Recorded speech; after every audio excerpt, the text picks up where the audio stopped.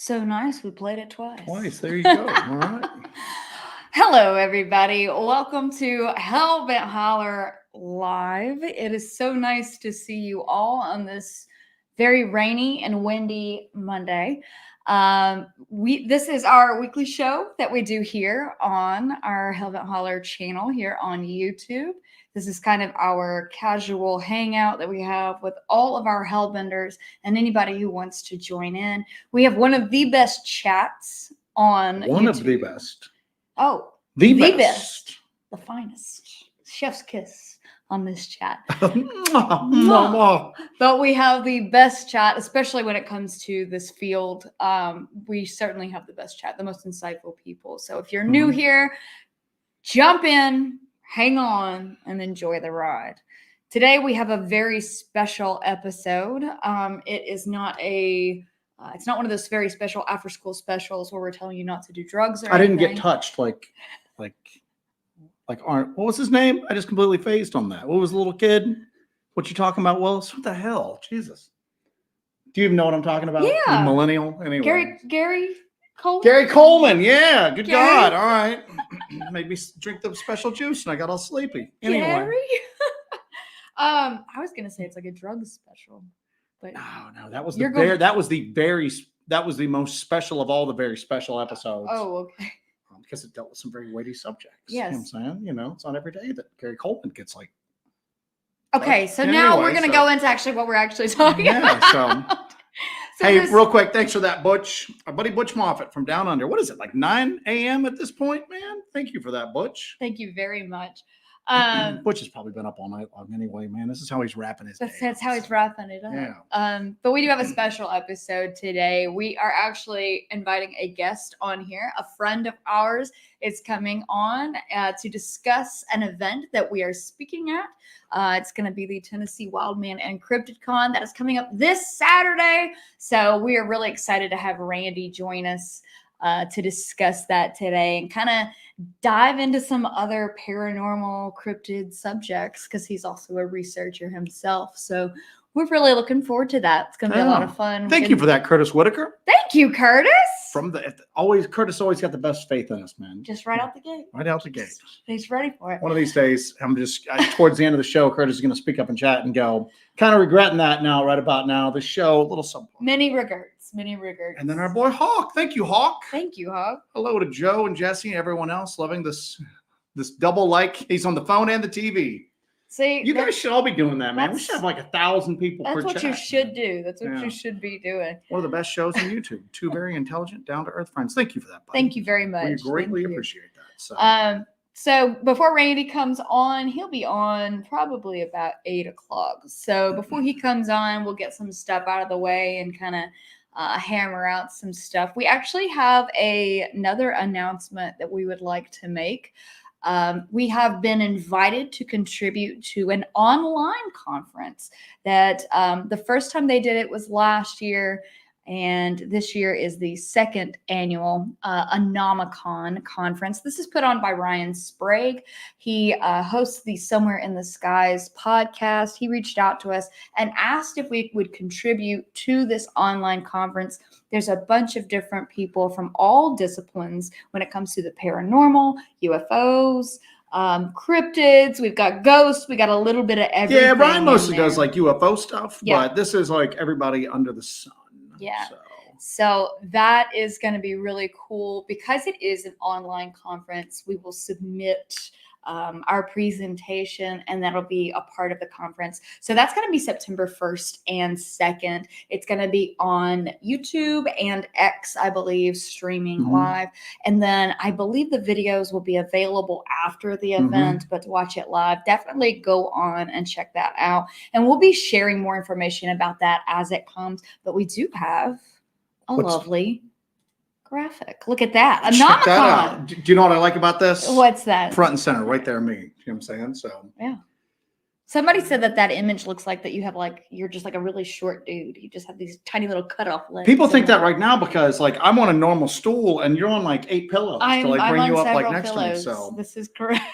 I was also offended by the graphic you chose of all of us when we were hugging Randy, because that was forced perspective. Randy's not actually that. He's a big dude, but I look very small in that photo. I found that very. Randy, isn't Randy taller than you? He is a little taller than me. We're gonna find out. These are gonna be one of the hard-hitting questions that we have with Randy. It's gonna Thank be you for that, Dean Russell, aka Blue Devil 23. Blue Devil 23 for back in the snacks. game. Thank you. We will actually use that on snacks on the road Yeah, trip here, so we're gonna while we fight these like torrential. Yeah, so that's the rains going thing. on. Is like we're in South Carolina, so we're waiting on the storm to come through, and Hopefully, knock on wood. it's supposed to be hitting right around the time we're leaving. So we'll see how that goes. So that will definitely assist in the beef jerky buying along the way. And then Tara, made alive, first time. Hi, all. Welcome, Tara. Thank you, Welcome Tara. to the first Welcome. live. Welcome to And the a bidding live. war tonight. I It like is. this. You know what I'm saying? They're bidding for your affections. They are, as everybody should, as you know, every day of your life. You know what I'm saying? Yes, You know, I do. Yes, please I just do. love me, Joe. Anyway, thank you for that, Tara. Welcome. The another conference that we're doing, I got to get all this stuff out of the way. Man, we're like celebrities nowadays. This is awesome. You know what I'm saying? So celebrity talks. who knew that just, running around the woods. Well, looking for weird this stuff. we're doing this conference this weekend that we'll talk about with Randy. We're doing the Anomicon, which will be I'm going to actually put together a video presentation for that, and so that's going to have some visual aids. We'll talk about I think we kind of settled on high strangeness, hunting high strangeness in Appalachia. Everybody else, I don't want to say everybody else, but as normal, we're like the odd people out on this. You know what I'm saying? I'm looking at some of the other presentations, and it's normal people for this community giving normal talks, and then ours is all like Jesus, guys, could you be any more morbid? You know what I'm saying? Yeah. Well, we're gonna go into like the occult in Appalachia and maybe its effect on. Even our title was everybody else has got the UFO phenomenon, and it's and this, and ours is like older and fouler things, hunting high strangeness in the southern Appalachians. There's a certain like darkness to Appalachia, there's like this dark cloud that hangs over it, and there's a history of darkness, and it continues to this day. Thank you for that, Paul Sherman. You're the best. Paul. No, you're the best. That's awesome. But that line, older and fouler things, is actually Lord of the Rings. Mm-hmm. It's when they're going into like the mines of Moria, and like they're like, there's older and fouler things than orcs down here. And when I read that originally, it reminded me of the Appalachian Mountains. You know what I'm saying? All these, caves and abandoned mines, and just, these towns that were once, glorious, and just lots of money coming in and out of them as the coal mine trade was just booming. And then now it's all just like lost and forgotten and dark, dreary, dangerous. So I thought that was a perfect title for our presentation. And it is one of the oldest mountain ranges in the world. It used to be just soaring, towering peaks, and now it's kind of been through the process of erosion worn down. So there's no telling what is hiding in these mountains. And it seems like we're doing a lot of this stuff, and we're doing more than usual. We're turning most of the stuff down, unfortunately, just because, again, the field investigations take up a lot of time. Yeah, we've been invited to a couple of other things. Joe and I are kind of discussing what to do. I think that I don't want to turn one of those conference people. No, because we have way too much work to do. Yeah. We have an obligation to our work and what we do. And the fame is already going to my head as we speak. So I don't want to. You got that snazzy new haircut. I do have a snazzy new haircut. So, all right. I did it. That's why it's so good. But yeah, we need to focus on the work that we do. So I think that we've kind of settled on that we are doing the conference this weekend, and we're really looking forward to everybody that is coming out, meeting you guys and hanging out with you guys. It's going to be a lot of fun. I know that Monica and Bill are coming. I know Monica and Bill IRL, but they're coming. We have Kim's coming. We have so many people that are just making Grizz. We have so many people making the trip. Surviving the Strange. We're really excited. And that's a lot of times, honestly, that's our deciding factor, whether we do these things or not, is like who from the crew is going to be there. Yeah. You know what I'm saying? Yeah. So that way we're not just standing there, because we don't really sell anything, we're just there to talk to people. So a lot of time, So that's the determining factor. We've kind of settled on doing this one, of course, this weekend. we're going to submit something for a Nomicon. That's going to be September 1st and 2nd. And then we are appearing at CryptidCon.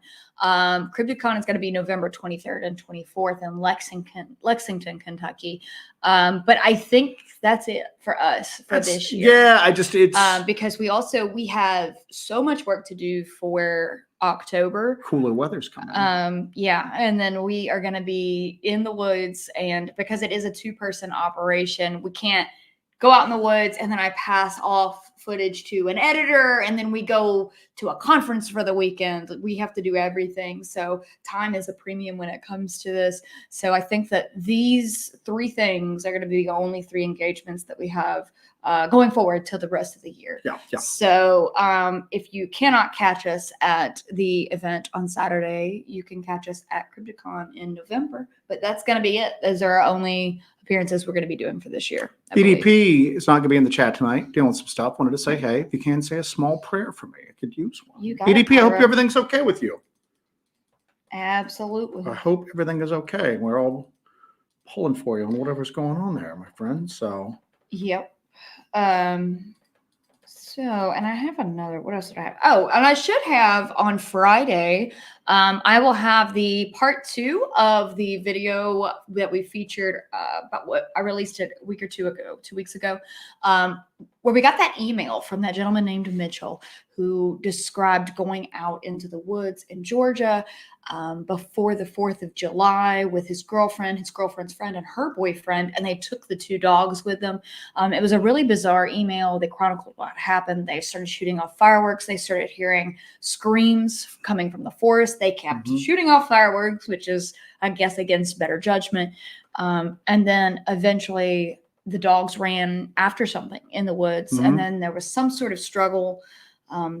And the dogs never came back. They ran out of the woods. The people ran out of the woods and came back the next day hoping to find the dogs, and they did not. So we went and explored that area to kind of investigate some of the claims in that email. And that was that video that we released a couple weeks ago. This week on Friday, I'll be releasing the part 2 where we are back in that area. We have a daytime exploration of the area and we check it out at night. So I'll be releasing that on Friday. And if we are in location where we should be, we should be in Tennessee on location at that point for the conference. We'll be doing a live for everyone after that premiere. Because the members are going to have a bunch of stuff throughout the weekend. Yep. So we'll probably do a post-show wrap-up live thing. We'll go from there. Man. So, and then all weekend while we're at the conference, we will be doing live streams and stuff with the members. Hopefully we'll be able to live stream my presentation. We've been working on setting everything up for that and going through the logistics of that with audio and visual stuff. So the members, you should have my presentation from Tennessee Wildman on your screen. So it's going to be a members only stream for that in case you can't make it to the conference. Hope I asked how tall I am. Let's get the important stuff here. Hope I'm 6'3", and here's something that bothers me is I really think that I'm probably the tallest person in the cryptid research community. But what bothers me is that then other people like Daryl Denton and Randy wear lifts whenever they're around me and I'm at these things, these photos. They always like strategically put me into like small dips. It took me like a while to realize this was going on, but now I'm onto it. So you're in a mood today. I'm much taller than these photos. Exactly. And then Pancho Zorch, please post the links to all these gems. We'll probably put stuff up on our community page as well. And then and I'll put the links in, but I'm gonna go ahead and I'm gonna drop some links in the chat right now for everything. That way you have that. And I've talked too much crap. I'm starting to get a scratchy throat. So if you want some information on Anomicon, I'm going to include that into the chat. Yeah, we're still doing CryptidCon. We're doing, and then that's probably it for a while for us. Yep. So that is the Anomicon website. That's going to be the virtual conference. That's going to be September 1st and 2nd. I know we've spent all this time talking about housekeeping stuff here, but we want to get all this out of the way before Jesus. I know I'm dying here. We want to get. You've talked too much crap. I talked too much crap, and now I'm done. You reap do the what rest you of the show. I'm sow. going to bed. So, But I almost said Horseman X said, still doing Crypticon. Yes, we are. We will be at Crypticon for sure. So. And then I had this up earlier, but we stopped it for EDP. Larry Sharp, thank you for being a member, my man. He said Dogman Territory is awesome. Dogman Territory went on. Damn, we are like celebrities. It's awesome. Jesus Christ. You know. Dogman Territory was awesome. Dogman Territory went on Tubi. Yeah, so now instead of renting it or purchasing it, you can watch it for free. You do have ads on Tubi, but you can go on there. Make sure if you are doing Tubi though, make an account, because if you stop watching it halfway through and you don't have an account and you're not signed in, it'll start you from the beginning. Yeah. So I've watched it. It's hard for me to watch as much crap as we talk. It's hard for me to like watch us on the big screen like that though. Yeah. It's weird. It's bizarre, but you can watch it on Tubi now with ads, and check that out. And if you do watch it on Amazon Prime or Tubi, make sure that you leave a review. Only a positive review though. That's the only ones we accept. Cowboy 4572 had the same thought. Joe was a tall dude. How tall Randy must be to be taller. Randy's like 5'10", maybe 5'9". Again, it's all forced perspective, man. Just don't forget it. So, all right. Watched it on Tubi. Awesome. Yeah. All right. So let's see what else we got here. We'll be bringing on Randy in a few minutes. Yeah, he should be coming around about 8. We just wanted to make sure that we had a little time to get through all of this stuff. I know that we got a bunch of people coming in November. That's going to be awesome. Yeah, yeah. And like I said, it's just if you guys are going to First Tennessee Wildman, reach out to us and let us know. Oh, Grizz is not making. Yeah, Grizz is not going. Okay. I saw that. So. Sorry, I was going through all this stuff. So, if you're going, kind of let us know, so we kind of get a head count of who all from the crew is going to be there. Surviving the Strange says the barbecue place in town closes at 9. It's so good. I think after the con, we're gonna do a meetup. Everybody's gonna meet maybe at the barbecue place. We want to try to meet up with everybody after the con's done. So, but the conference is from 9. It's from 9 to 5. So what a way to make a living.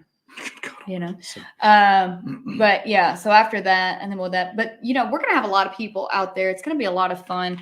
Daryl Denton is gonna be out there, Martin Groves, Dewey Edwards. So it's gonna be a full house, full crew, and it's always fun to watch Martin and Joe get together and just babble at each other, because we literally do just babble and we both talk at the same time at each other and we just both catch every word. It's amazing. Yeah. So, you know, with our presentation, with my presentation, I'm gonna basically go over high strangeness in Appalachia, what we've experienced, window areas, high strangeness and its connection to the occult.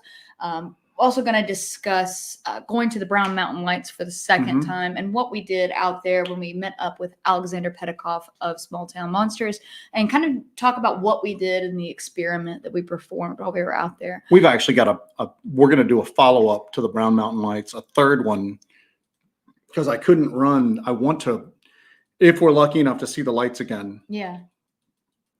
I want to run some instrumentation to see if there's any sort of just anomalous energy in the area. Yeah. Geiger counter, spectrum analyzers, do an SDR radio setup, run the infrasound detector, have an electromagnetic detector, maybe have a static detector out there, just to see if there's any disturbance or anything else beyond just the visual light that you're seeing. Yeah. We couldn't do that last time because of the damn crackheads and the weather. You know what I'm saying? So isn't that always the case? It's always the crackheads and the weather that ruin everything. They're meth heads, I believe. Oh well.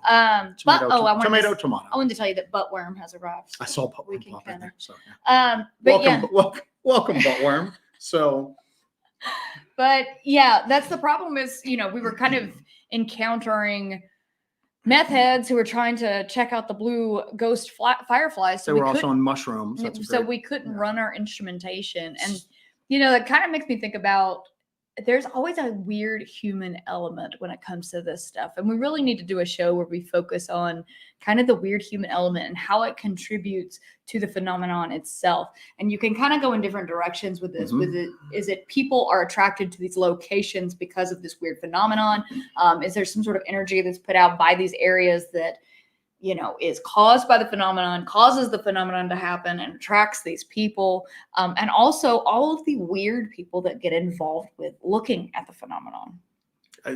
Exhibit A and B right here, for God's sakes. Yeah, but, right. Yeah, and it's odd because, you know, I've thought about that before. I've thought about, like, take the equipment malfunctions that are experienced, that we've experienced, that seem to go hand in hand with, like, a lot of these places and a lot of these phenomena. Mm-hmm. Is it by intelligent design? Is something doing this on purpose? Or does the, like, chaos factor just get ramped up in these areas, these liminal areas?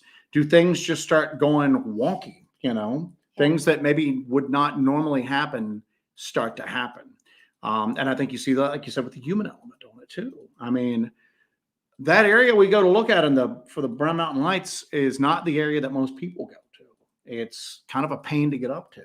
And yet we go up there and there's a bunch of people on mushrooms, you know, yes, doing the myth, interfering with the investigation. And we've ran into other weird human elements before that you just go, I don't usually run into this. Like, if I'm out just hiking, I don't run into this. But you go out and start looking into the strange, well, you find the strange, man. So, and I think you think about, you know, specifically, we haven't talked a lot about North Georgia in a while. I know that we were investigating North Georgia pretty heavily for a couple of years there. We've been doing this ongoing series in North Georgia, and we were focusing. Now, North Georgia is where we saw that burning light, where that light just appeared in the middle of the forest. That's where we've been finding all of the evidence of the occult activity. And we've uncovered some really strange stuff when it comes to the human element out there. And we've kind of not been back there too much lately. We kind of had to step back because the human element became got really weird. It became a little difficult to kind of talk about what we were finding out there. There's a lot of stuff that we found lots of things that we find out there. But there's a lot of things that we found out there that we couldn't discuss publicly. We can't discuss on this platform. And it just became kind of problematic and difficult for us to continue investigating out there. So we kind of backed away from that a little bit too. Bonnie Blue, maybe people on drugs have a certain energy signature that draws high strangeness. And then Grace follows up with something similar. I wonder if people become weird from living in areas with weird energy, or were they weird to begin with and then get attracted to an area's weird energy? I don't know.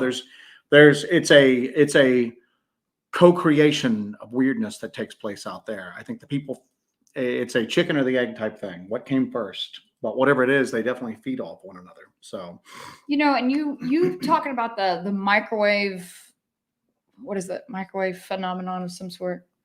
You're talking about microwave auditory phenomenon? Yes. Yeah. So you were talking about that a couple of weeks ago.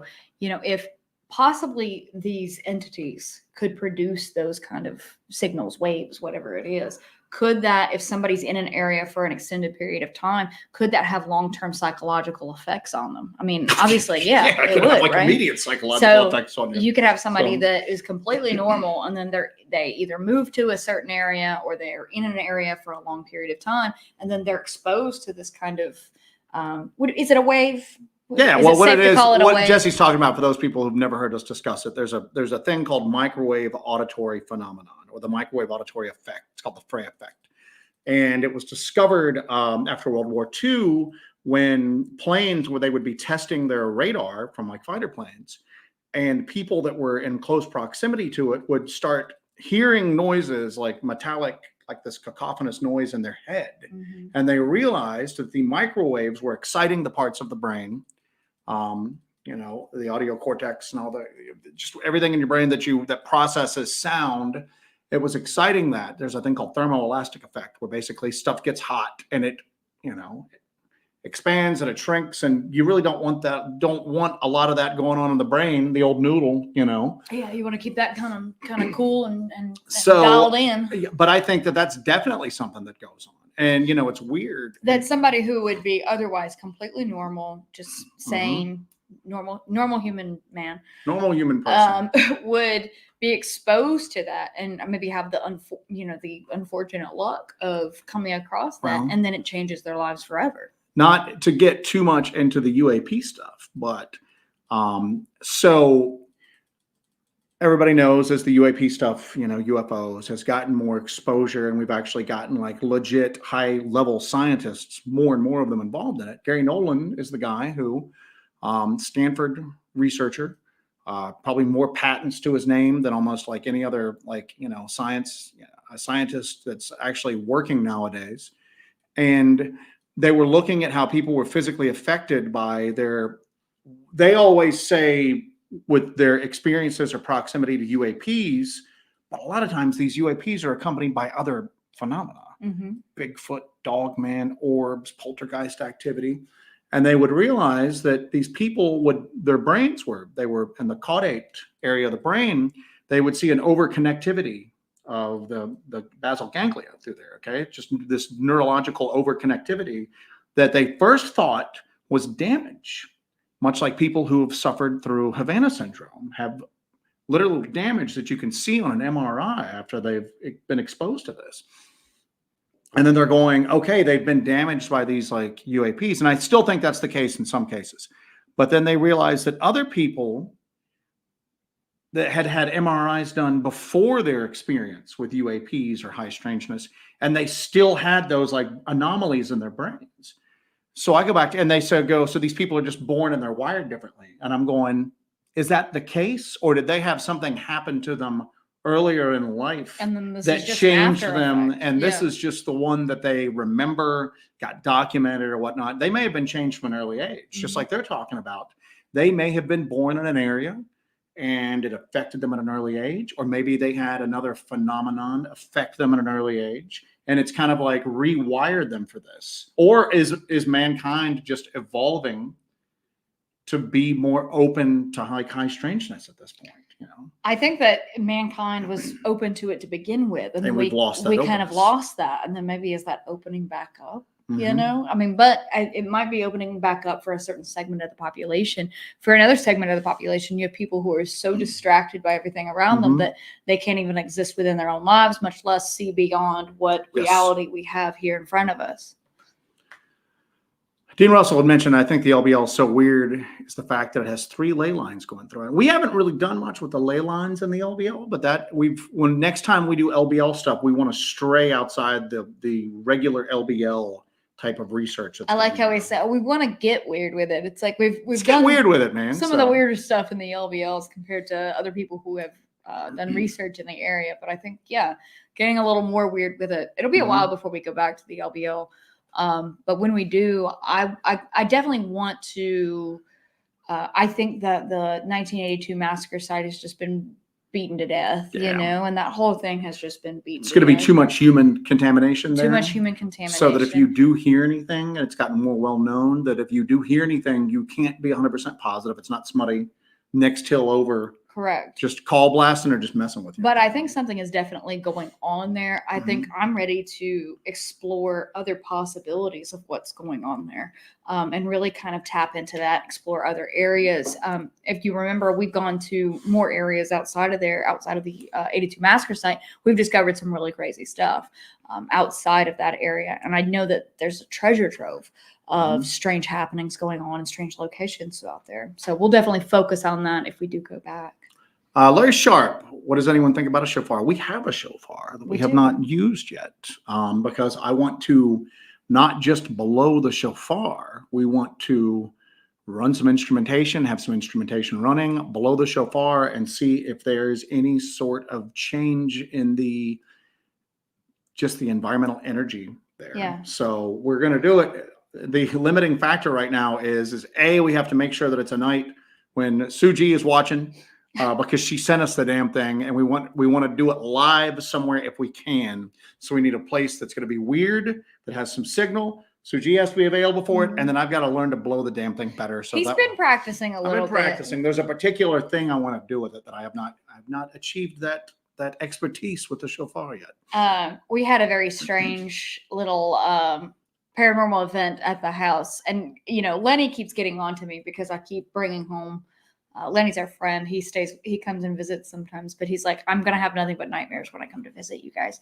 But I keep bringing home objects, like haunted objects from places, or people will send me things. And so the house is kind of getting more stuff in it. We were putting equipment away in the equipment closet the other day, and Joe and I are standing there, and all of a sudden we hear, what did we hear?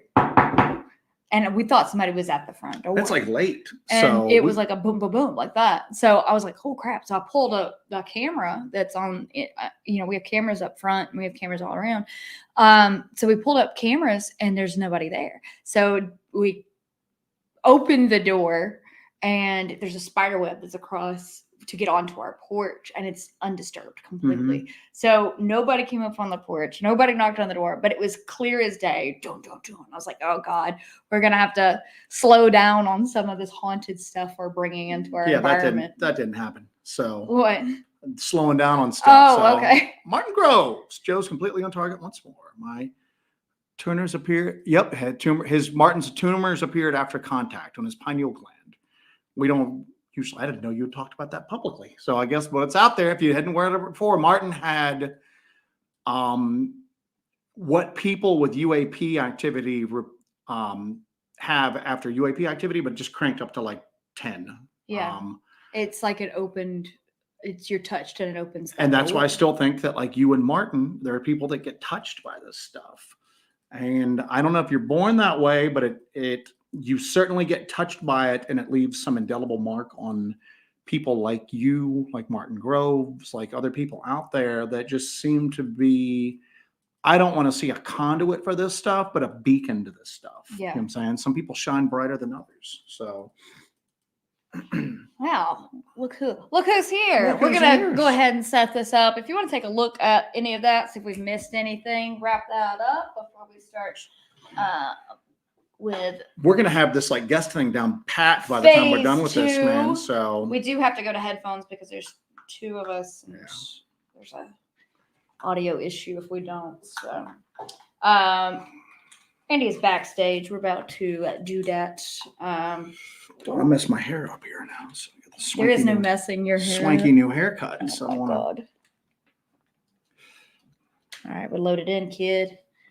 All righty. You got some volume up on that there, kid?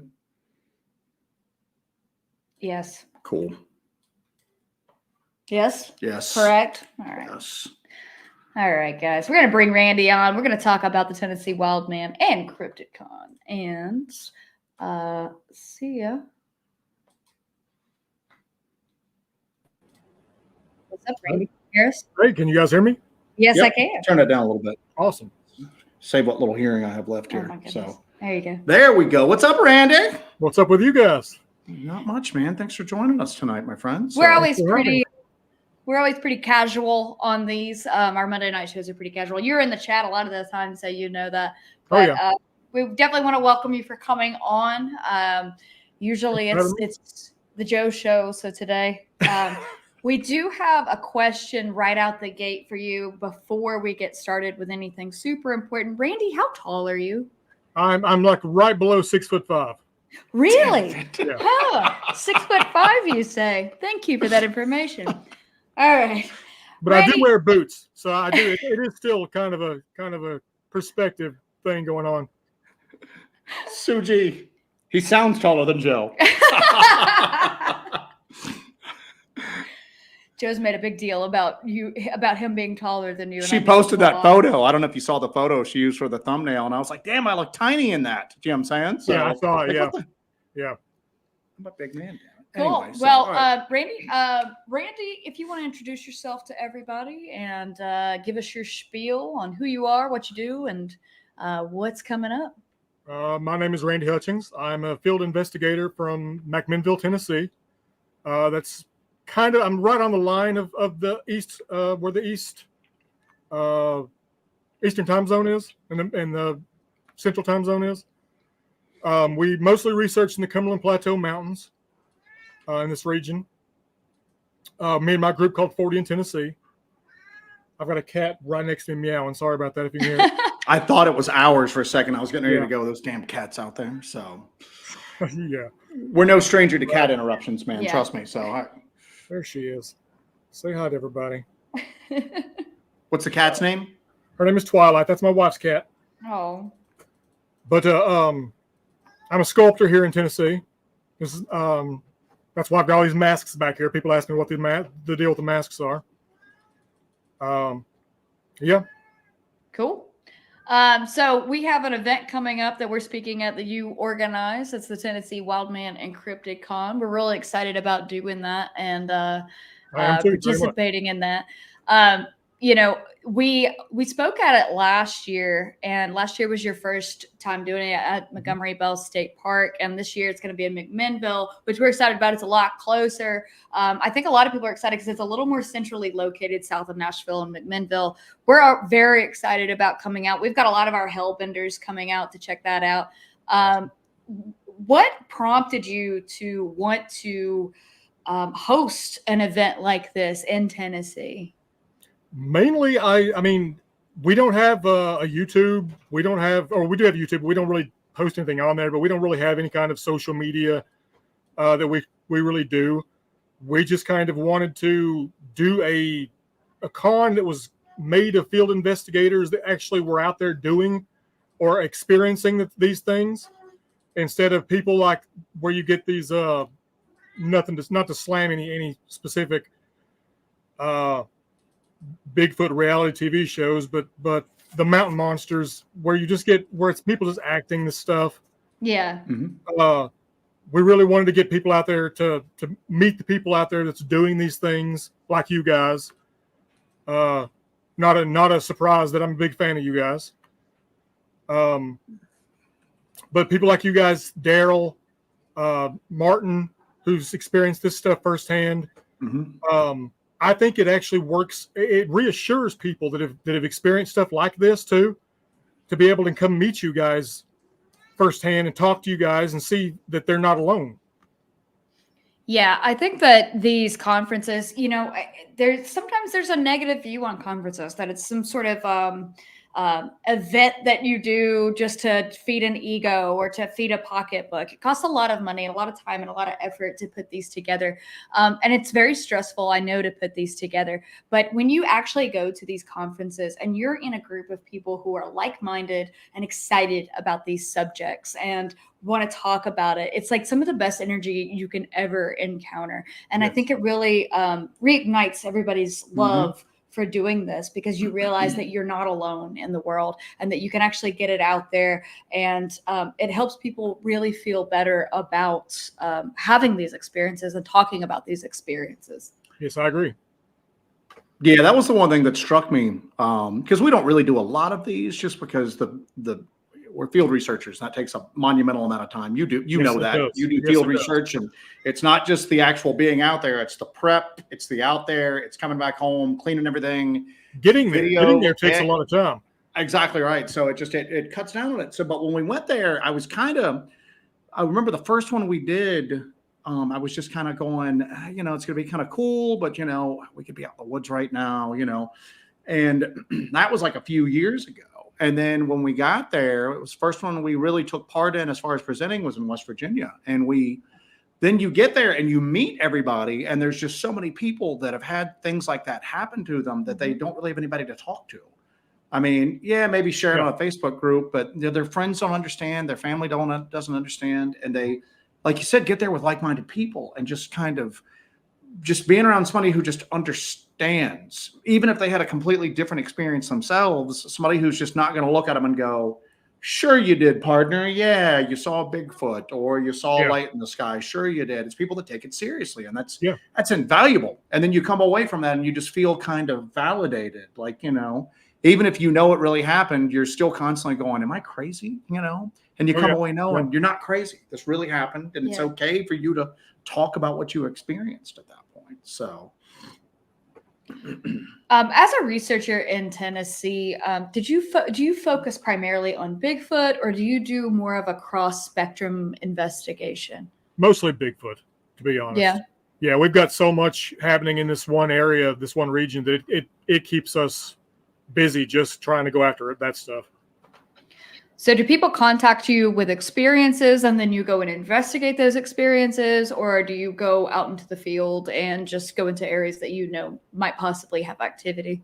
Both, but I've been a field investigator for several different groups, like the BFRO for a while, the GCBRO for several years, the Blue and Gray, just a whole bunch of different little independent groups here and there. And through that, I've gotten all of these kind of hookups for sightings that have been sent into all these different organizations, and it just happened to be in my area. I kind of seem to be in this sweet spot where there's not anybody else really looking at anything except me and my guys. Very cool. Yeah. But one, like you were saying, one of the things we do look for, though, is generational activity in areas. Mhm. Try to find areas that have generational activity, or even if it's one of the things we look for is hauntings. If it's been associated with hauntings, because of screaming ladies, screaming ghosts, things like that. Getting those kind of places and getting in there, you'll find out that a lot of people don't, especially nowadays, nobody goes into these places anymore. Mm-mm. Yeah. We've been going in some of these places and we've got 4 active areas, all generationally active, and we have never encountered another human being when we've been out in them. It's weird because people think, like when COVID hit, you couldn't go to the movies, you couldn't do anything like that. So there was an explosion in people going to do like outdoor activities. Mm-hmm. Most of those people don't get past the first like physical obstacle on a trail. If there's like a water crossing, they ain't getting past it. Real high change in like elevation, they're not getting past it. We always talk about the Smoky Mountain, National Park as an example. The busy areas are packed. They're packed with people. Same thing in the LBL. You get around the structured campgrounds, there's tons of people there. But then there's other spots where nobody goes to because there's no waterfall there. There's nothing really recreational. Yep. So there's no reason for somebody to go there. So they just don't. People don't explore like they used to, man. No, they don't. It's sad. So, but to your point, there's little spots like that all over the continental United States where you would go, sometimes even like just 10 miles outside of like a suburban area. There's heavily wooded areas that people just don't go to, man. Oh yeah. You guys were talking earlier in the stream about the Appalachians being old. One of the Cumberland Plateau in our region is it's almost perfectly flat across about a 30-mile region. And it's because of it's part of one of the most ancient parts of the Appalachian Mountains. They just got ground down to dirt. Yeah. And you can go from Georgia and Alabama all the way up the plateau, all the way into the Kentucky. Can't remember the name of the forest up there. I think it's the national, the national. No. The Daniel Boone. The Daniel Boone. That's it. Yeah. Mm-hmm. But you can go all the way through there and never come out of the woods, from those states all the way up. We've been, have you ever done any sort of exploration through the Daniel Boone? Have you gone up that far? Or do you mostly stay within Tennessee? I mostly stay within Tennessee.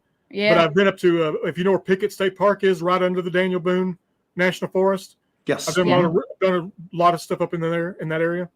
We've been wanting to get up to the Daniel Boone at some point in time. I think that's going to be in our future eventually. But, like you, Tennessee is just very rich with a lot of history, a lot of lore, and a lot of current happenings when it comes to Sasquatch. We've kind of been grounded here for a while because we're so bogged down with stuff going on here. Do you think that it seems like activity in terms of Sasquatch or any other paranormal activity, do you think it seems like it's ramping up all over? Or is everything kind of at the same kind of keel and it's a lot easier for people to get their experiences out there? Or do you think it's actually just ramping up? That's a really good question. I think it is ramping up. I'm not sure if that's ramping up because of people being able to get their word out as much. I know that's one of the things that's got us so. I do not have any Bigfoot masks. Sorry about that. No Bigfoot masks. It's like, what is that? The cobbler's children go shoeless? You know what I'm saying? I've always been freaked out that someone will accuse me of hoaxing if I owned one. Yeah. And it's weird. We've got a real high quality werewolf mask that We've got a guy that follows the channel that does like Halloween decoration, like Dead End Yard Hunt. Yeah, Dead End Yard Hunt. He does like real high level stuff. He made a werewolf mask of me, so it's got like a blue streak in the hair. nice. You know what I'm saying? Yeah. So there's no Lipstick. way you'll ever like look at it and go, oh, it's a dog. I mean, it's a dog man Jesse is basically what it is. It's like a drag queen dog man. Yeah, but we thought the exact same thing. We were talking about he makes these like crazy realistic like werewolf head mounts almost like you've killed one and mounted it on the wall. And I was like, I'd love to get one of those, but I don't want it in the house because if somebody sees it, same thing like you're saying, there you go. You know, if we ever did capture that smoking gun evidence, people are just going to automatically assume it's a mask, you know? So yeah, I've never even sculpted one because I was worried about that.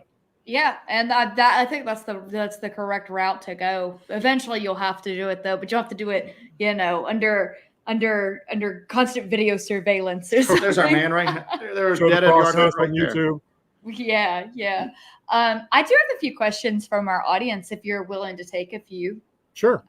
So Wake Up the Sploot says, Randy, when did you start organizing this conference and how much time has gone into it? A little practical there. The second annual one, I've been organizing it and getting it ready for about 4 or 5 months now. Well, actually longer than that, because I talked to you guys about this, probably 9 months back, I guess. Yeah. So how much time's gone into it? A lot. Too much. Most of my time has gone into this.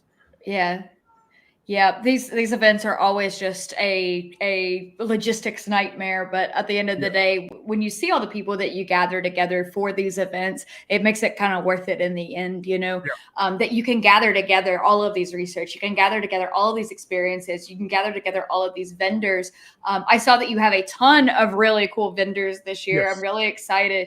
I want to remind everybody that's coming to the conference, make sure you bring some cash to spend with the vendors because there's a ton of fantastic vendors and they have a whole variety of stuff. It's not just the regular stuff you see at all these Bigfoot conferences. A lot of these vendors have really cool decorative items, very, very beautiful handmade artistic items. I think there's going to be soaps, there's going to be baked goods, there's going to be just the gamut of every type of vendor possible. So make sure if you're coming that you're coming and you want to bring a little pocket money to come and spend with some of those vendors because it's a lot of really cool artists that are actually attending and bringing their wares. Thank you, Mr. Viking, sir. These are the Dogman days of summer. Yes. Damn right they are. Thank you for that, Shade. I've got another one here from Julie Bug. She goes, Randy, have you ever had any personal experiences? Yes, I have. I've had sightings. I've had 4 sightings of my own over about 8 years time. Starting in 2011 was the first time I had a sighting. All of the sightings I've had, this is the weird part. All the sightings I've had has been in about a 150, 200 acre area.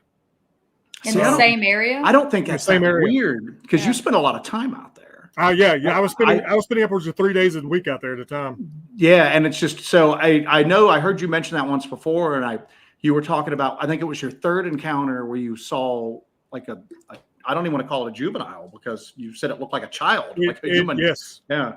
Yeah. To me, that doesn't seem weird. That it just seems like there's a lot of activity in that area and you're there a lot and you're open to it and you're doing the right stuff. So to me, it makes sense that you guys there'd be a certain interconnectedness there to us, you know. So for those experiences, was it all juvenile? No, it sounds like you told Joe about your experience. The first can you sighting, describe maybe what you saw? Well, with the juvenile, I was going through some mountain laurel, and I was pushing this mountain laurel part aside and taking a step. It was so thick, and as I pushed this mountain laurel aside, there was a root ball off about 20 foot away from me, and in the bottom quarter of this root ball was what I thought was a hole. Like instinctually, I just thought it was a hole because it was so dark black. Yeah. And as I'm sitting there, kind of like staring at this hole, I'm expecting it to be a coyote den because that's what coyotes love, to put dens up on that stuff. And this was in June when this happened, so I was figuring that's about the time they've got pups. So I'm waiting to be attacked by coyotes or something. And as I'm waiting for this, something to come out of this hole, the hole shifts, and when it shifts, it does what I don't know if you guys have ever seen where like you'll put a kid in timeout on a chair and they'll kind of like bunch themselves up like this Yeah. in the chair. That's what this thing did. And it couldn't have been bigger than 5 foot tall. Wow. And it looked like it was scared. And Yeah. it looked like a child. It looked like a black-haired, like the blackest black-haired, dark-skinned child. And that it bothered me so badly that when I got home, my wife had to comfort me. I broke down and cried. Like it really messed with me for days after that. Why do you think that is? Is it did you come into it with a preconceived notion that you thought these were closer to like apes? Yes. And then you see it and you're like, oh my God, this is a person. This is basically a person. So 100%, man. Yeah. And you know, you have kids yourself, and I think, do you think you felt like some sort of guilt that you terrorized it? You almost like terrorized the child in a way. He does now. If he didn't before, way to go. I've told people that I feel crazy saying this, but like I wanted to go talk to the Rangers or somebody because like I had this overwhelming father guilt that there was a kid out in the woods. Yeah. But like, you know, my wife was like, you know, honey, no one's going to believe you. Yeah. You could go talk to them, but they're just going to think you're crazy. Yeah, I mean, how is that actionable for them? They're gonna be like, "Oh, great, this crazy guy's seeing hairy children in the woods." Awesome. Yeah, and I didn't want to get like them actually out there looking for a kid. Yeah, miscommunication, or you know what I mean. Yeah, that definitely puts you in a bad position there. But yeah, did the other ones you saw, were you close enough to see like facial features for them? I did not see facial features on any of the others. No. Okay. The other the first one I ever saw was about 30 yards away. And it was doing the classic walking sideways, parallel to us. Didn't get a really good look at its face because it was about 1 o'clock in the morning. But there was enough light in the moonlight out that I could see muscle underneath the hair. It didn't have fur; it had hair. Yeah. So that kind of long shifting with the motion and everything. Yeah. Wow. It's wild how that's one of the things that always just fascinates me about this. The Bigfoot phenomenon, all of the different phenomena that are kind of lumped into high strangeness, but the Bigfoot stuff especially is the variation in physical appearance that some people report. And I think that's caused so much of just the infighting a lot of times. Because like you see something and you just go, it looked like a human child just with just extremely dark skin and like a lot of hair. And other people go, he's lying. What I saw looked like an ape. And then that person's going, what I saw didn't look like an ape. You must be lying. And I'm just going, I believe all these people, you know, and I just go, so basically what we're having is we're having so many different things kind of lumped under that Bigfoot umbrella, you know, because again, just like you've told that story. I mean, I've heard people say, I saw what I saw looked like, it acted like an ape. It looked like an ape. Yeah. Maybe a little bit faster, a little bit smarter, obviously, to evade detection. But what I saw was an animal, and what you saw was not an animal, you know, and it behaved more human-like. I mean, you don't see puppy dogs doing that. I mean, that's body language. You're seeing human body language on something. That just always fascinates me to hear the variation on that. I mean, it's weird enough that you've got one weird thing running around out there, but you go on these witness accounts, you go on like credible witness accounts, and the data that backs those accounts up, you got more than one thing happening out there. And that's just so bizarre to me, man. So kind of jumping off of that, Reverend PC was asking, what is Randy's view on UFO, Bigfoot, Dogman being connected? I don't know. Me and my guys were actually talking about that a few days ago. There's actually a mountain that is one of our research areas that has a lot of UFO activity associated with it. Over it, people seeing black triangles and with beams coming down into the forest there. And we know that there's a huge activity, Bigfoot activity on that mountain. I guess my view is like, it's pretty obvious that the UFO thing's out of the bag, at least with the UAP. If it at the very least, I look at it as if we're interested in these things, they'd be interested in these things too, right? Good point. Yeah. I don't know if that necessarily means that they are alien or they're necessarily connected with aliens, but I would see it as like they'd be interested just as much as we are. Mm-hmm. Yeah. If not it's more. Weird. I don't know if you've ever heard, I don't know how much you follow like the UAP phenomenon, but somebody asked Lou Elizondo who was like the first big whistleblower that came out, that kind of came out with that famous New York Times article. What was that? Black triangles and glowing auras, talking about how the government had basically been, Project Blue glowing Book. auras and black money. Yeah, the Project Blue Book had never really gone away. That it had just morphed into something that was more secretive. Yeah. Well, somebody asked Lou Elizondo, what work of fiction do you think best describes the UAP phenomenon? And he just, without hesitation, went Chains of the Sea. Chains of the Sea is a short story where there's this kid who's more perceptive than everybody else around him, and he's been seeing what amounts to cryptids his whole life. And then aliens arrive. Well, they don't talk to us. They talk to the other stuff that's out there because they've known about each other for, since, time immemorial. And humans were just kind of like an afterthought on the planet. And basically, they weren't here to talk to us or to meet with us. They were here to talk and meet with the other weird Bigfoot, Dogman, so humans ghosts. are not even part of the conversation. Humans weren't even part of the equation. So that kind of ties in with what you're saying there, is that maybe they're not really connected other than just maybe like a level of communication, just being aware of one another. Maybe they exist in they're more lined up in reality than what we are, and we're kind of the odd people out at this point. So that's great, man. Hey, real quick, thank you, bud, for that, Vincent Ellison and buddy Alan Howell. Thank you for that. Great show as always. Thank you, Alan. Thank you, Alan. What other questions you got for the I man have there, one baby? here from Miranda Crew. It's actually about Bigfoot castings, which is kind of interesting because the first person that took a Bigfoot casting was Jerry Crew. Think about that one. Mind blown at this Connect point. that one, baby boy. Look at that one. Randy, do you have any Bigfoot castings? I do not have any Bigfoot castings. Our area, especially up in the Cumberland Mountains, is so rugged with rock and limestone. Mm-hmm. We're one of the most cave-heavy regions in the whole United States. Yeah. Mm-hmm. It's very the few I've seen, maybe half dozen tracks over the last 30 years, and the only ones that looked that were even doable as far as casting them were like a couple in mud. Yeah. But they were the rare ones. Usually it's scuffs on the ground and in leaf litter, stuff like that.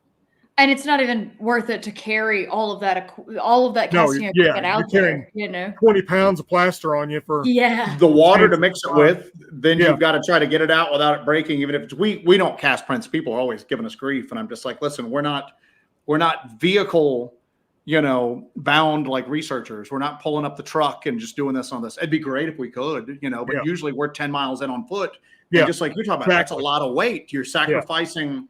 Then I'm not carrying the camera equipment. I'm not carrying the food or the water that I need. So I'm right there with you on that, man. So, and I think that if cast tracks were going to change the conversation, they would have by now. Yeah. I mean, there's got to be thousands of them at this point, and they back up what people saw.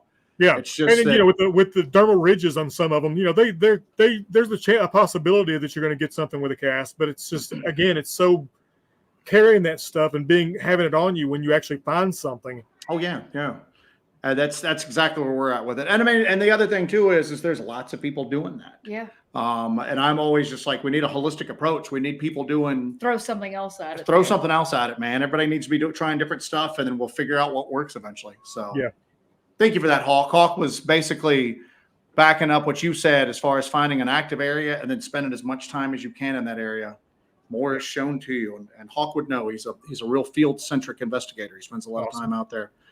I've got one for back to the con itself, and maybe some practicals here from Surviving the Strange. We actually met Surviving the Strange at the conference last year, so that was really cool. But he was asking, question for Randy, with the last year being the first con you put together, what are some things that you learned and are bringing forward for this next one and future ones? What are things I have learned? Oh, what have we learned today? What have we learned from this? What didn't work on the last one that you said, God, I'll never do this again? So. Well, the problem was that last year ended up turning out so well. Yeah, last year went well. So. It went better than we expected it to go. So I'm not sure that I've learned a whole lot other than, pray that it all goes well. So pray it all goes well. I mean, do what you did last year and pray it goes well this time too. Yeah, I'm really excited that this is in more of Montgomery Bell State Park was beautiful. The lodge was beautiful. It was a beautiful location, but I feel like McMinnville is a little more centrally located for a lot more people.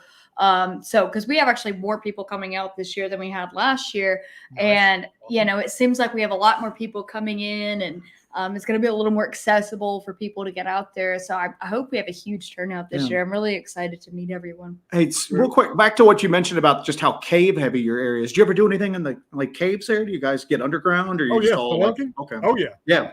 I'm not built for it. I'm too big for real spelunking. But we've got a member of our team who's a tiny little dude. You'll meet him. You probably met him last year, actually, Gato. But he's our resident spelunker for the team. So you just send him in. Yeah, exactly. We got a guy up here that we're starting to do stuff with. He goes by the name of Death Wish, who's like our resident. Same thing, resident spelunker. I'm gonna let him go underground. I'm not built for that either, man. So, but he loves it. I mean, So we're starting to look for areas that like caves feature predominantly in like the lore of what's going on there. And then we're just going to send his ass in, man. Do you know what I'm saying? So tie a little string to him. He can tug it when he's ready to come out. So be like that scene from The Mist. Exactly. Really. So, all right. What else you got there? I'm just rolling through the chat right now. Thank you for that, Hawk. Hawk's just really kind of hammering home what you said about spending lots of days in one spot. They get used to you. And like you said, you had all your sightings there. And to me, that doesn't seem strange. To me, that seems like it makes sense. I mean, we hop around a lot more than we should. But at the same token, we got a lot of stuff going on just like you've got 4 spots within a fairly, small geographic area. We got a few areas that are within an easy drive. All have different phenomenon going on. And we're just out there just trying to like kind of piece it together. But we don't do a lot of time traveling just because, I mean, you spend 12 hours going one way to somewhere, it's going to cut down on the amount of time you got on the ground there. So. Yeah, exactly. Yeah. All right. So I've got some more here to go through. Where did it go? There it is. South Worston, my man. He was asking about mind speak. Do you think that Sasquatch has the ability to do things like mind speak or affect people that way? Man. So I used to make fun of people that talked about mind speak. Once upon a time. I can't tell people what they're experiencing, what they're not. I did have an instance where I was in one of our research areas and I got near what we kind of guesstimated was where they were bedding down. And I got an overwhelming feeling. I'm not going to say it wasn't verbal, but I got this overwhelming feeling of you need to go now. You need to leave. And it was so overwhelming that I literally turned around and left. And I don't do that. Like usually if it's something, weird or creepy, I want to go towards it. Yeah. But it was a very threatening feeling. I don't know if you want to classify that as mind speak. But it felt like something was projecting. It felt like something was projecting like, leave, get out of here. That's probably a new feeling for you since you're 6'5". You're a huge dude. That's not something that you probably experienced a lot. So when you actually had that experience, it really probably shook you and it really made you take notice, right? Yeah, probably. Yeah. Those 6'5" guys, they just live in a completely different world than a 6'3" people because we just cower in fear all the time because the world's just so big to us. Just keep digging it in, Jesse. Anyway, and the subject of mind speak, Hawk is talking about. We have an area called the Grove that we investigate, and the way you describe that in this area, I mean, to be honest with you, we went in there because there were multiple reports of bow hunters because bow hunting's allowed in there, being chased out by tall, black, hairy, aggressive figures. But we went in there, and if I had to draw a parallel, it's almost like Fey activity, just the weirdness that's in there. Part of it is the constant equipment breakdowns that we have in there that don't happen anywhere else. The equipment tests fine. And so we're in there one night. We had an audio recorder that had tested fine at home, tested fine in the vehicle. We got there, it malfunctions as soon as we tried to set it up. It was a long duration audio recorder. We were going to try to run it for 30 days there to try to get some audio because we've got some really good audio evidence from the area. And we had just taken a crazy aggressive, I thought this thing was going to kill me. It's chasing me out. And we were walking around and we were talking about how dangerous it is. And it just, this thought just goes into my head where it's just like, we're not going to kill you. We're having too much fun messing with you. Of course, it wasn't messing. It was the F word. And I just came out of nowhere and I just stopped. We were filming and I just had the weirdest thought just appear in my head. And kind of like you described it, it's just, it just comes out of nowhere into your head, and it's more forceful almost than your own thoughts. Like you, I used to just kind of, well, the human mind does weird things and people think they're being spoken to and it's the subconscious. And I just kind of I didn't really poo-poo it. I just didn't really put a lot of credence behind it until it happens to you. Yeah. And even then, I don't know if that's mind speak, but that was a damn weird thought that came out of nowhere that was just completely did not seem like something I'd think of myself, especially to speak in the third person. No, we're not going to, or first person rather. We're not going to kill you. We're having too much fun messing with you. So extremely weird. So what else you got there, honey? So this is kind of a spicy one, and thank goodness Ristel is smart enough to go back and censor himself a little bit on this. Randy, wasn't the GCBRO notorious for actively trying to bring a body back? Where do you stand on the kill or no kill debate? They very much were. That was what they were. When I was a part of the GCBRO, they were actively trying to bring in a body. They actually shot something down in northwest Louisiana, not about 30 miles from Shreveport, and got DNA back from it that came back primate type A, but they never got anything. That was in 2002 when that happened. But where do I stand on that? After seeing the juvenile that I saw, I can't, even though I would love for, everyone to be taken seriously. If this thing could be proven, tomorrow, I can't argue that affected me so much that when I go out there, it's like I'm dealing with a family. Yeah. I'm not dealing with, a cryptid ape necessarily. I'm dealing with somebody's family. Yeah. And because of that, I couldn't argue to shoot one. Yeah. Okay. I mean, even because that old trope that Sasquatch are smaller and more aggressive in the South and weirder. I mean, at least in our area, that rings true. That's what we've experienced here. So there is a lot of aggressive behavior. And even then, like I said, I think in a lot of cases, I think that sometimes when people think of that Forest Brother stuff in some of these areas, it's wishful thinking. I think that they're just like there's different types, along with those different types or those different aspects to the Bigfoot phenomenon. I think that there's some of them are friendly and some of them ain't, and I mean, I'll talk to people who are in the Pacific Northwest that do this stuff. And I go, what you're dealing with out there is not the same thing we're dealing with here, but it's all lumped under Sasquatch. But even then in the aggressive ones, I'm kind of like you, man. I mean, but then again, I'm the same person. It's like, if you're out and you run across a black bear, I mean, you're in the bear's territory. And if the bear acts aggressively, I mean, it sucks. I don't want that to happen to me, but I'm not going to go, we need to go kill a bear. No, I don't want to do that. I just don't want to kill somebody for something's sake. And to be honest, some of the weirder reports in here, I don't even know if you could kill one. I think it also, what you hear about it. Well, I've never had a Class A sighting myself, but everything that I've heard about it, everything that people have told me in their experiences, everything I found through research, there is something very special about these. These are not just a monkey running through the woods. This is something very special, very rare. It's something more. And if you're kind of a fantasy type nerd like me, you've ever seen Legend, why would you kill the unicorn?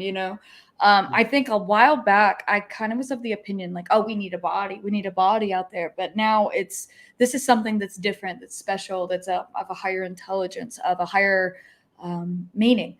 And I don't think that I could ever, even if given the perfect opportunity to prove that this exists, to prove everything and be the one that gets that piece of evidence, I don't think I could ever bring myself to that. Well, not to mention the fact that I still stand by this, that even if you got a body, you could be able to keep that body. You could be able to do anything with that body, or did you just kill something that's just going to get swept under the rug right now? So you've killed something and guess what? You didn't move the needle at all. I think that if a body does, I don't know. I'm back to this right now. I don't think it's going to become, you're going to have Bigfoot disclosure until something beyond a body. It's not a body is not going to do it. You know what I'm saying? It's going to be basically the same thing like you see with UAPs, like you mentioned before. It's out of the bag because we reached critical mass on it. Enough people in those positions of power got to the point where they wanted to get the truth out, and that's where we saw a movement. You're going to need to. And I always go, man. I got a thing where I think that UFOs and UAPs are kind of the gateway drug right now. That if it ever is, it's basically been disclosed right now. But if like official disclosure ever happens, how many people are out there going to go, all right, what else are you guys lying to us about? What else is real? You know, and then that's when the dominoes are going to start to fall, you know? So I don't know, man, it's a wild time to be alive. So I really feel like a lot of if you remember back in the 90s and early 2000s, there was all those UFO TV shows that were all over it, you know, all over the channels. And now we've got all these Bigfoot reality TV shows. And I kind of wonder sometimes if that's not them prepping us. Yeah. Well, you know, it's weird because I was never a UFO guy. I mean, I was into Bigfoot, and I was a flesh and blood Bigfoot guy, and that's what I spent decades of my life on. And it wasn't until we started having like weird experiences doing this that I had to kind of like play catch up with some of this other stuff. And we talk about the UAP phenomenon a lot, just because A, it's the hot subject right now. You know, B, you've got legit, real, some of the best and brightest minds in the world are taking it seriously. Mm-hmm. And some of those people, and I always tell people, these people that are credible and intelligent enough to sway public opinion on UAPs, listen to what they say about Bigfoot, upright wolves, all of this other stuff. They don't just instantly dismiss it. Yeah. Lou Elizondo is a perfect example. We mentioned him earlier. When people flat out ask him, he'll get kind of uncomfortable and he'll kind of go, blah, blah, blah. But then he'll go, there are things that go bump in the night. Yes. But I don't really, and I'm just going, so he's easy talking about UFOs, but he gets a little nervous when he's talking about cryptids, Bigfoot, Dogman, other physical like cryptid type stuff. And I'm just going, because he knows they're real, and he knows you don't want to throw too much on the public at once, that it's going to happen over time. Yeah. So, but yeah, that's awesome. Awesome question. Lady Wolf, I was actually trying to text you one-handed to see where you were, and I couldn't quite do it. This brought up a question. I was just thinking about a question that I wanted to ask you. We're talking about, if you got a specimen, would you be allowed to keep it? Have you ever experienced, over the years of doing this research and doing this kind of stuff, have you ever had an experience that kind of like threw up a red flag saying that some sort of entity, whether it be a ABC agency or something like that, has been interfering with anything you do? Not with anything that I'm doing, but I know for a fact, because we've talked to some of the rangers in one of our areas, and the rangers are completely aware of what's going on. Yeah, in that park. That's pretty wild. Yeah, like when when we basically told them, hey, we know where they're staying. They're staying in this area. They're staying down this creek bottom, down in this area. Are you guys having to go out there and cut down a lot of trees?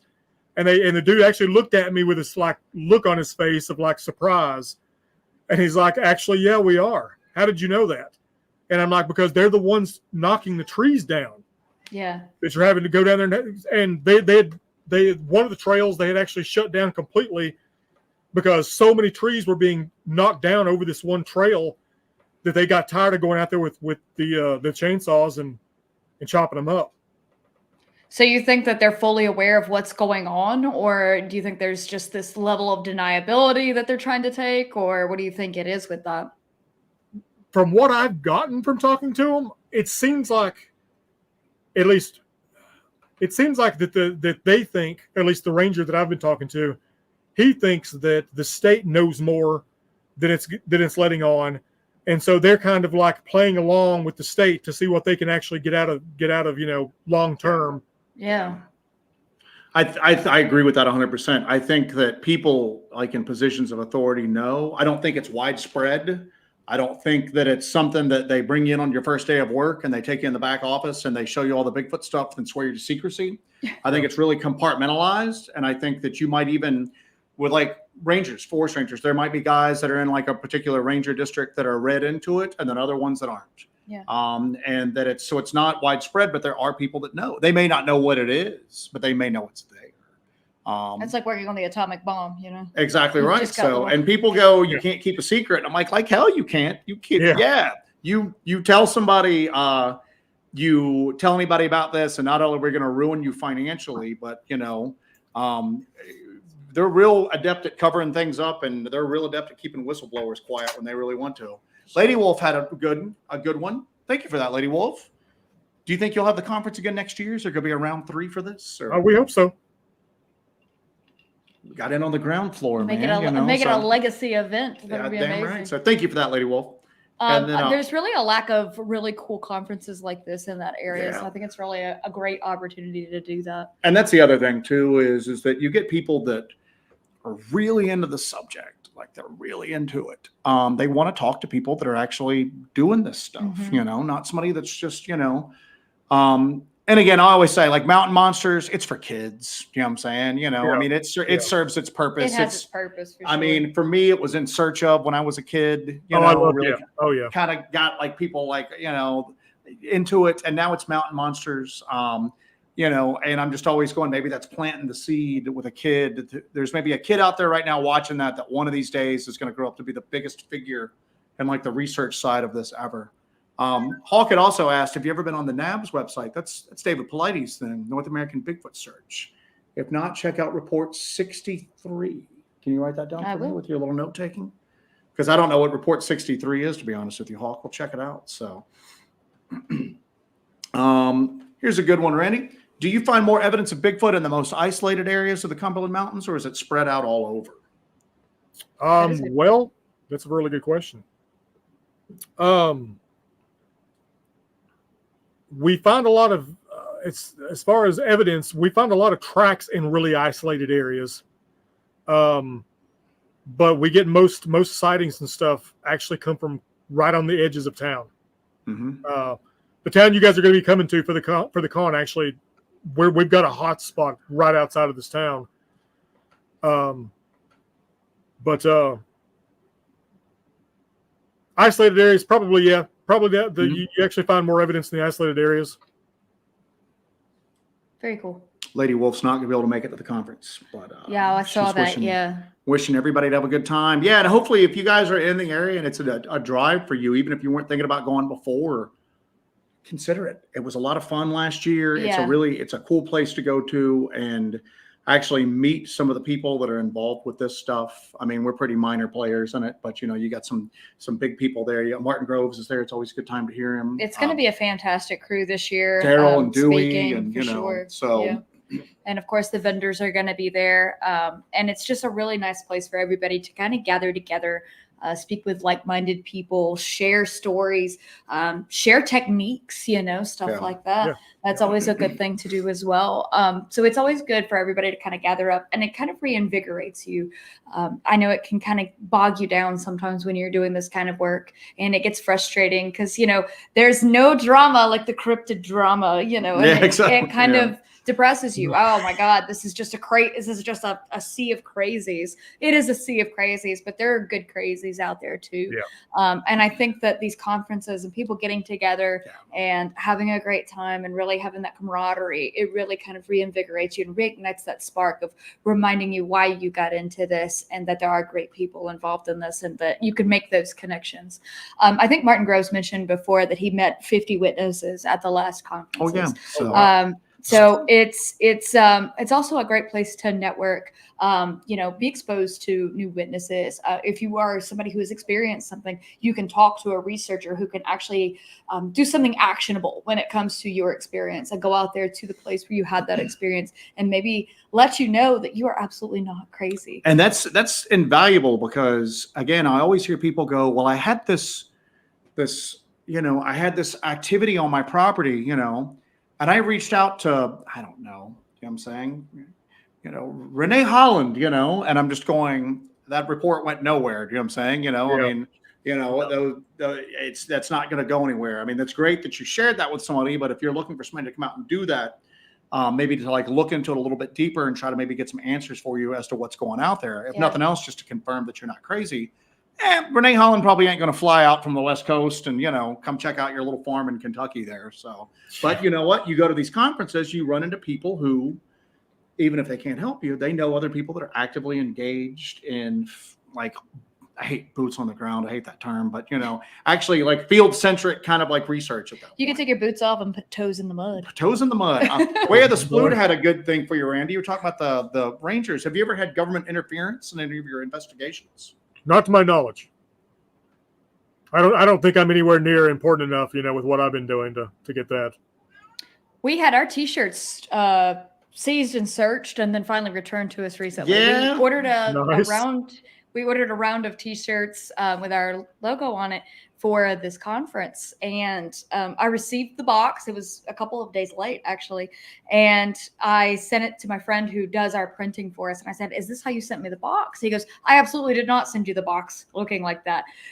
It had been cut open and then retaped in a different orientation, and it was just all the T-shirts were gone through. They weren't folded like he folded them or anything." We were already on a watch list. We're already on a watch list. We ordered some spicy T-shirts a few years ago that had Ted, like the Unabomber Ted Kaczynski on them. It's Ted Kaczynski sitting in like a woodland thing with all the animals gathered around him, and he's just sitting there in this like Zen-like thing. It was hilarious. Little did we know the guy making them was like on some watch list, and like we were going. So I guess we're on a watch list now. We actually got a visit from the FBI. FBI going, "What do you know about this guy making these shirts?" And I'm going, "They're funny shirts. I'm sorry. I just interesting. I still have mine somewhere." So. Yeah. Nice. Anyway, let's see what else we got here. We were going to keep you on for 20 minutes, and now it's wrapped up a little bit longer than that. So, yeah, and we won't keep you all night. We'll kind of let you roll out in a minute or two. Jot this down real quick there- from MK Ultra.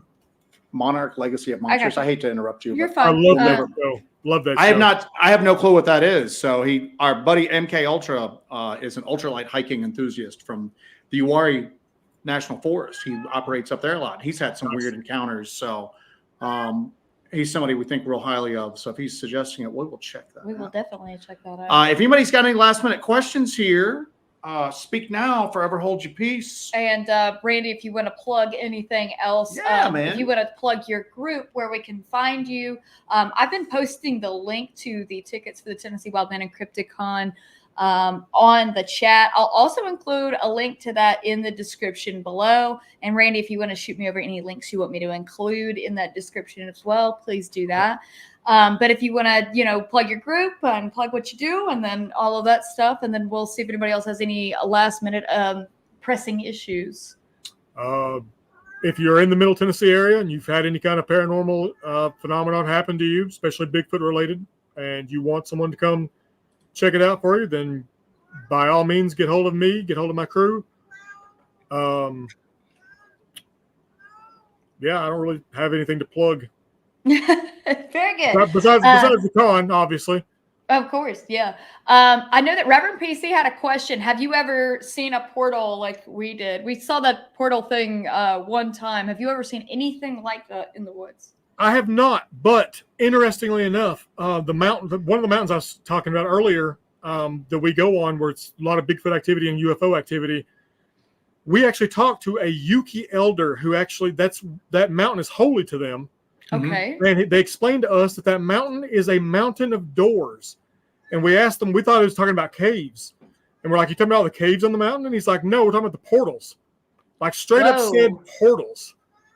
And so we were very interested in that. I have not seen one, but we're on that mountain a lot. So Wow. Here's to hoping. Yeah. The Dooster and I were working on an idea to have basically a high-powered spectrum analyzer on an aerial antenna and kind of like use it directionally to kind of get into areas like that and see if we could pick up anything going on in a particular direction, and then just take off on foot and see if we would run into it at that point. That'd be like a perfect area for something like absolutely. that. Absolutely. Yeah, just don't run into the portal.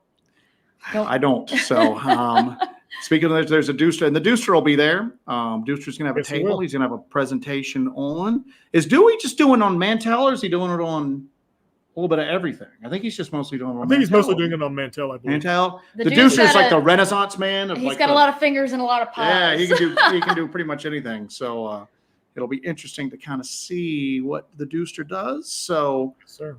All right, guys, we're going to wrap this up. We're gonna wrap it and up. let We're gonna Randy go. release the Randy upon the world. Hey, man, thank you so much for coming on. Thank you guys for having me. Yeah, I mean, Yeah. I know we were just going to do a few minutes, and hopefully you're not going to get off here and go, "Damn, they kept me far longer than they were supposed to." But I've got cats to Well, feed. good. I've got hungry cats here, people. So, Oh yeah, she's back there, isn't she? but yeah, man. Like I said, we had a blast having you on there. We definitely need to try to get out in the field with you sometime, man. Oh yeah, So, definitely. I'd love to take you guys out sometime. Yeah, Yeah, that would be badass. And we're not that far. We're not that far. We can actually put that together and plan that. We'll discuss that more this weekend. I think that would be Awesome. that'd be a fun crossover to have, wouldn't it? That would be fun. Buttworm says thank you, buddy. Thank you, Buttworm. No, you're welcome, Buttworm. So, all right, Randy, we're gonna let you go, and then we'll say all of our things to our All right, people. thank you guys. Thank you man. so much for joining us. We'll see you later. See ya. Bye. All right, we're back. I went pretty good, man. You know what I'm I saying? think we did So, okay. We survived our second interview. let us know what you guys think. We're going to do some like targeted interviews with some people. Yeah. Have some just people on that we think are cool, That's the beautiful thing about doing a show where it's normally just us, that we don't have We to can have finally a have guest. someone tall on the show. That what? Damn it! You know what? End this damn stream. Anyway, was it Sploot that went? Or was it Suji or Sploot that said, "Oh, he sounds taller than Joe"? I think it was Suji. So, He sounds tall. But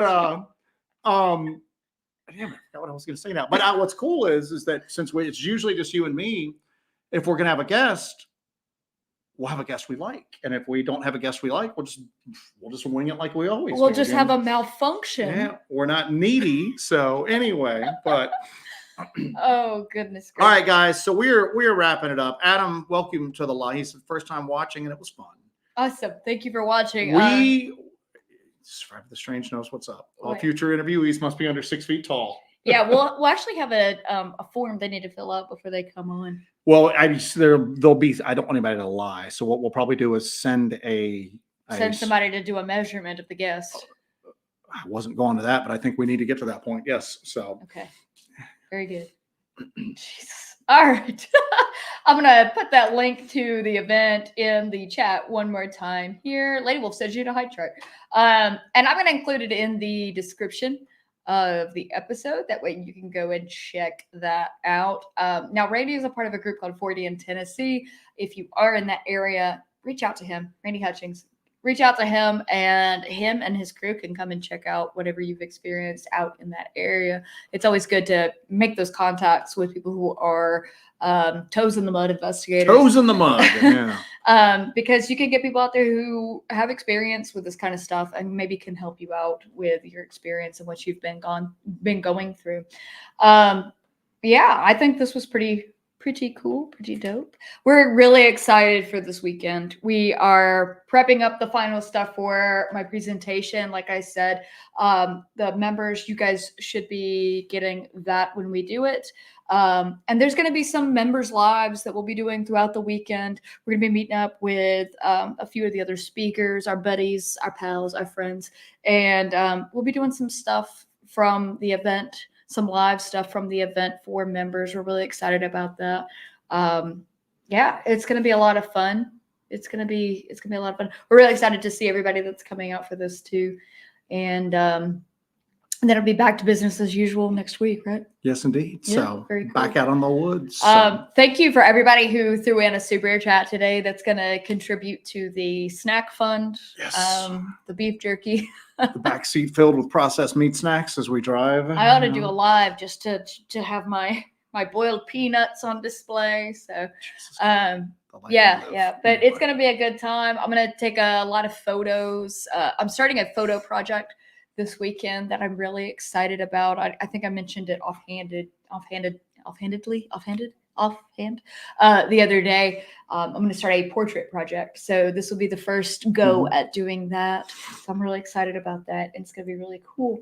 But we're going to do last call on you guys. I guess nobody has anything else. We already did last call on you. But thank you guys for tuning in. It was really cool. Thank you, Randy, for joining us and discussing the event. Another reminder, if you guys can't make it out to this event, we are doing the Anomicon, and that is going to be an online conference September 1st and 2nd. That's put on by Ryan Sprague of Somewhere in the Skies podcast.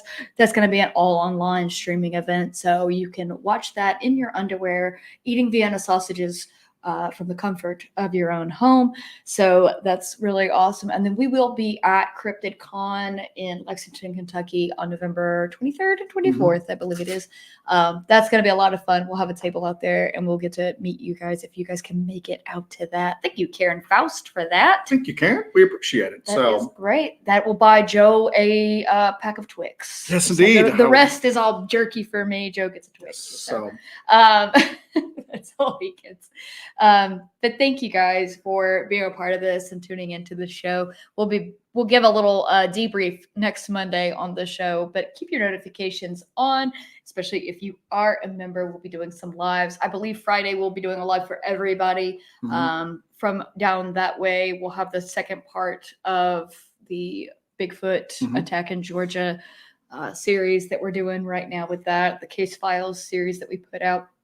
So I am super excited, super stoked, a lot of work to do, but hey, it's worth it. Everything is all worth it to get to meet you guys and hang out with you guys.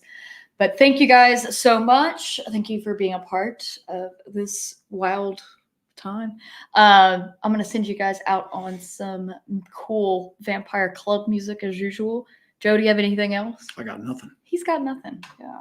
All right, guys. Thank you so much. Actually, I've got to do something here. Hang on. Wait. Joe, entertain these people.